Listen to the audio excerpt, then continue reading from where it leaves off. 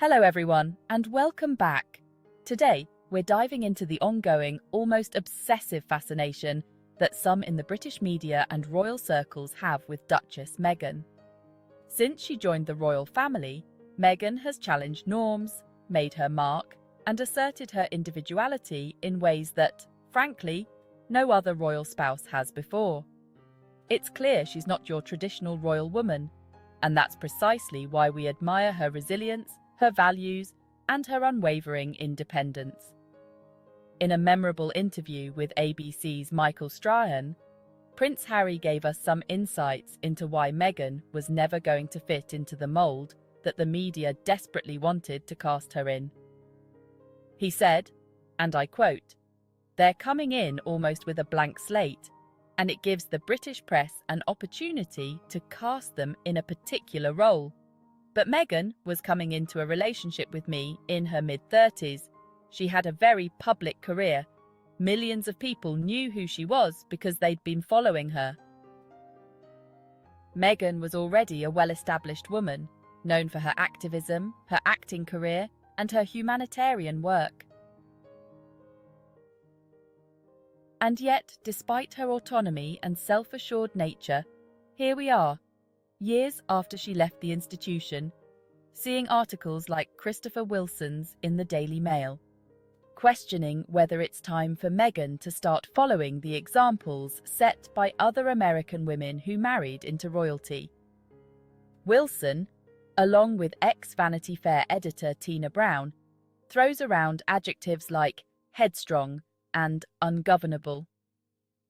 It's a striking commentary, and it's difficult to ignore the connotations behind those words, especially when used to describe a black woman. Let's be clear.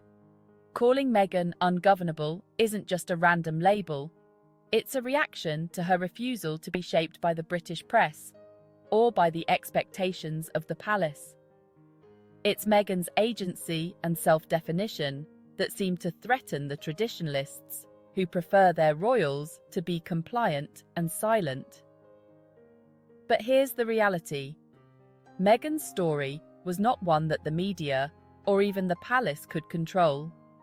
They couldn't impose a narrative on her because she had already established herself before she even met Prince Harry.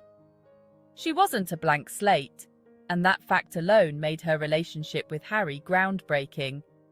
For the first time, there was a royal who could speak for herself and who didn't need the establishment to define her or give her value. Wilson's article even goes on to list American women like Grace Kelly and Marie Chantal of Greece, women who supposedly set the standard for how American royals should behave. It's ironic, considering the world today is quite different from the 1950s, when Grace Kelly had to give up her acting career to marry Prince Rainier of Monaco.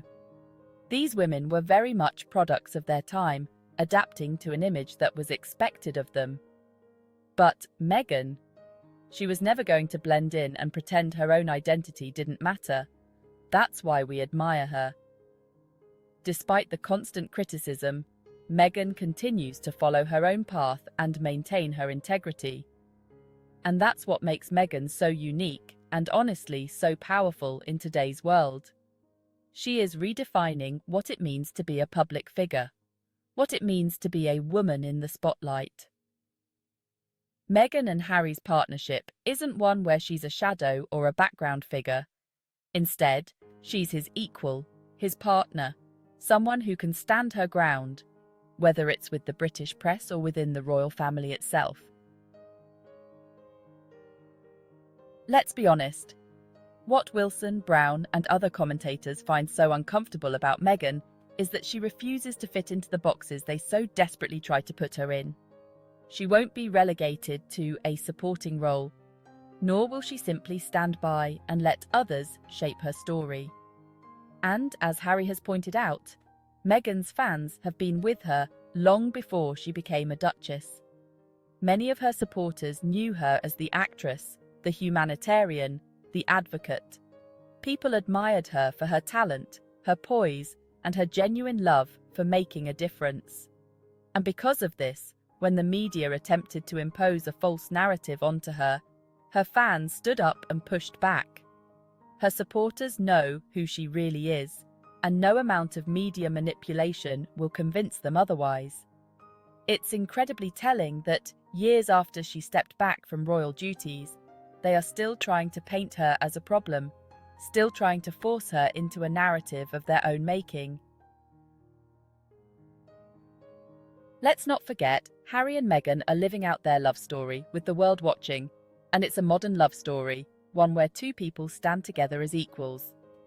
They've both faced criticism, but they've supported each other through it all, prioritizing their mental health, their happiness, and their family above all else. It's a powerful message and a reminder that we don't have to compromise who we are for others, and that is part of what makes Meghan an inspiration to so many. Their love and respect for one another, their shared values, and their dedication to making a difference are all traits we admire in them. The media might try to downplay this, but for those of us who've been following their journey, we see it for what it is: a beautiful, resilient partnership. And you know, a lot of people have noticed this desperation in the media's coverage. Commenters have even compared Meghan's situation to someone crossing a boundary of freedom, leaving behind those who want to keep her confined to a specific image. As one person put it, slave owners upset that the slave crossed the Ohio River. She is in charge of her own life and choices, as she should be. And another pointed out that the reason certain royalists can't stand her is that she won't break. They're bewildered and frustrated by Meghan's resilience, her refusal to bend, and her continued success alongside Harry. It's almost laughable that 5 years on, certain factions of the media are still trying to make the case that Meghan has somehow failed. But for those of us who see the truth, we know Meghan isn't breaking. She's thriving, and we are all here for it.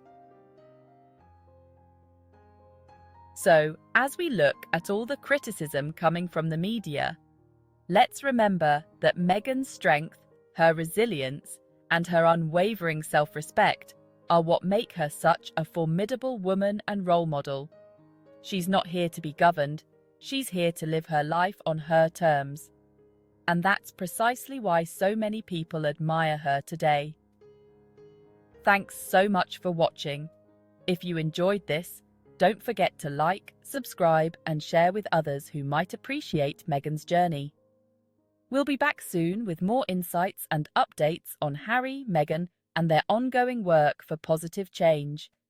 Until then, take care and stay inspired by the strength of those who dare to live authentically.